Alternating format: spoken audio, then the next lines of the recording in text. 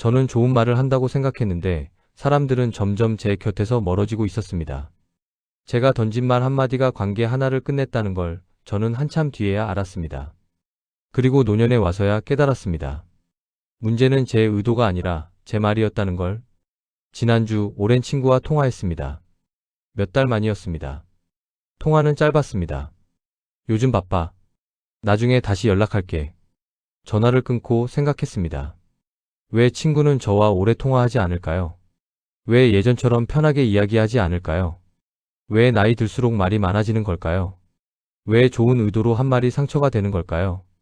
왜 나이가 들수록 관계가 줄어드는 걸까요? 왜 어떤 노인은 말 한마디로 존중받는 걸까요? 그 질문들이 제 머릿속을 떠나지 않았습니다. 평생을 사람들과 잘 지내왔다고 생각했는데 왜 저는 외로운 걸까요? 진심으로 말했는데 왜 사람들은 저를 피하는 걸까요? 돌아보니 저는 나이가 들수록 말이 많아졌습니다. 젊을 때는 말을 조심했습니다. 우설은 앞에서 함부로 말하지 않았습니다. 선배 앞에서 조심스럽게 말했습니다. 하지만 나이가 들면서 달라졌습니다. 제가 이제 우설은이라고 생각했습니다. 제가 이제 인생 선배라고 믿었습니다. 그래서 말이 많아졌습니다. 충고가 늘어났습니다. 젊은 사람들에게 조언했습니다. 내가 경험해봐서 아는데 그렇게 하면 안 돼. 내 말 들어.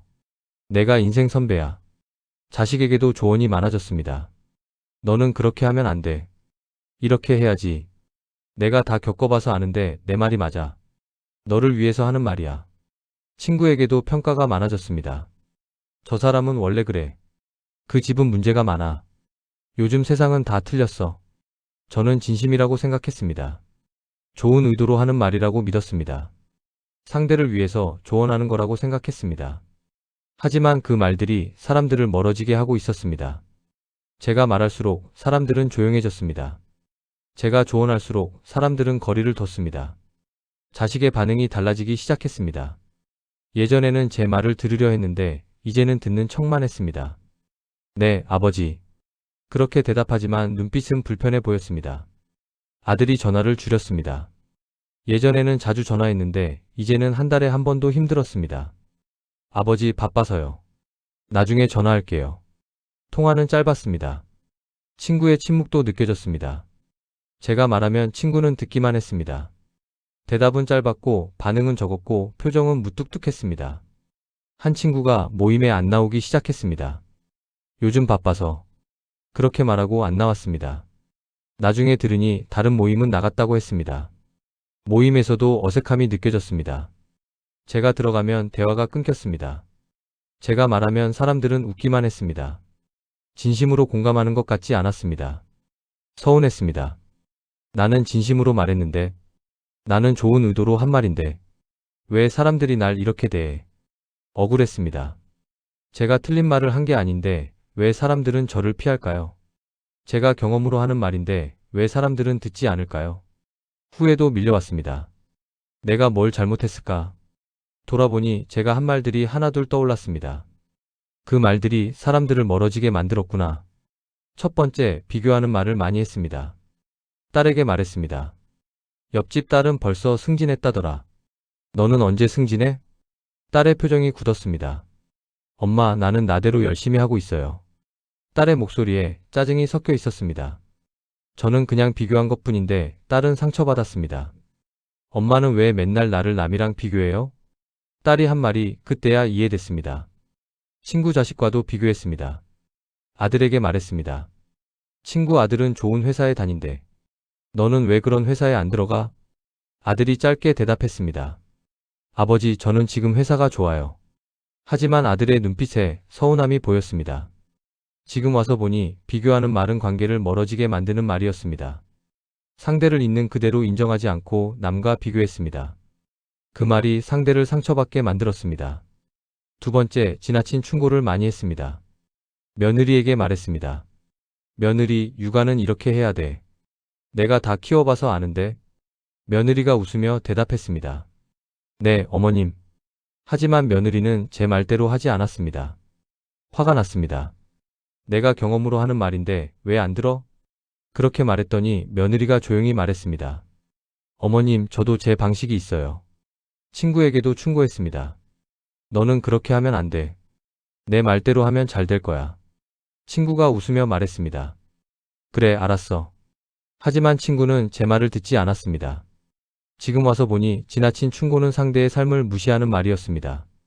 상대에게도 생각이 있고 방식이 있고 삶이 있습니다. 하지만 저는 제 방식만 강요했습니다. 세 번째, 옛날 자랑을 많이 했습니다. 모임에서 말했습니다. 내가 젊을 때는 말이야, 이렇게 열심히 일했어.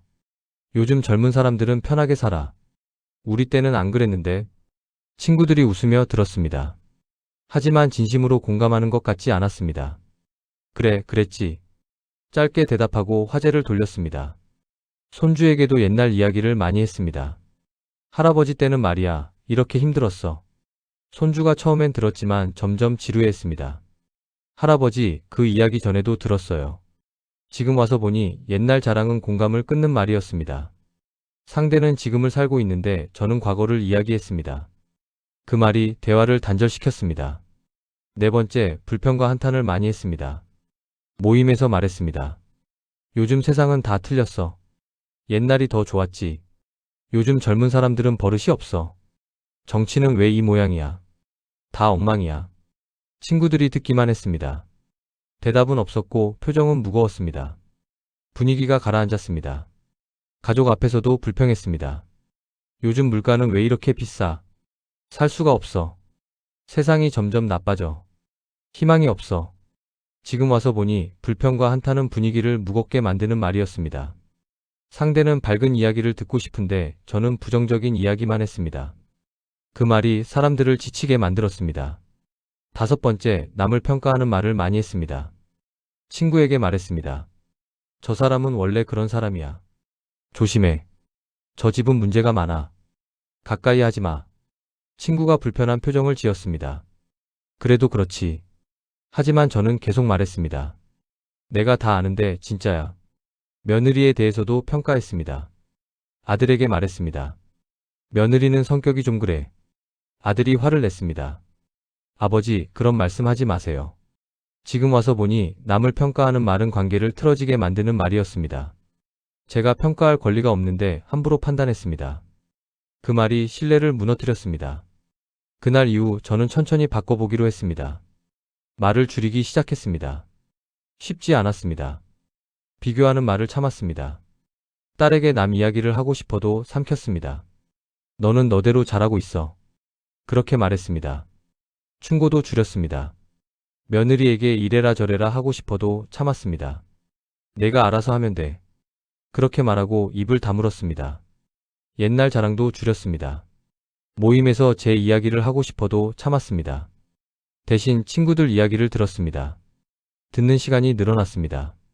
불평도 줄였습니다. 부정적인 말을 하고 싶어도 삼켰습니다. 그래도 좋은 점도 있지.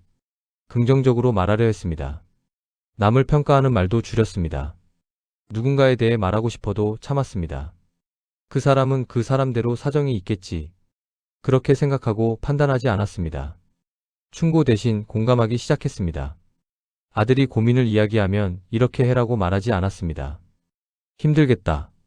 어떻게 할 생각이야? 그렇게 물으며 들어줬습니다. 말보다 표정을 신경 썼습니다. 말을 하지 않아도 웃으며 들어줬습니다. 고개를 끄덕이며 공감했습니다. 표정만으로도 마음을 전할 수 있었습니다. 말을 줄이자 사람들의 태도가 달라지기 시작했습니다. 아들이 다시 전화를 자주 했습니다. 아버지, 요즘 이런 일이 있었어요.